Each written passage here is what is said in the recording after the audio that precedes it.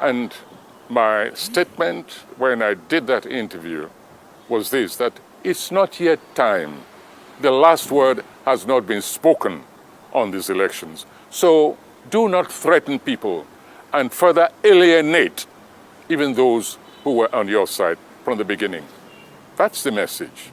So when I use the example of Donald Trump, look at him now, a common felon who not only wanted to disrupt the entire system, to reimpose himself on the people, but went further and stormed the Capitol, resulting in some deaths. Said, don't use language of incitement, which leads to that kind of result. And I don't care who doesn't want to hear it.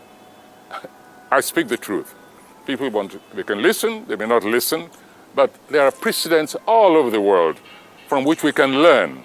And in this particular case, using the American system, it's normal to use, shall we say, models of events to teach ourselves certain various lessons. And so that's it. You know, when I summon Donald Trump, it's simply to tell people, you're beginning to behave like Donald Trump. And that's not very good for democracy in this country. That's all.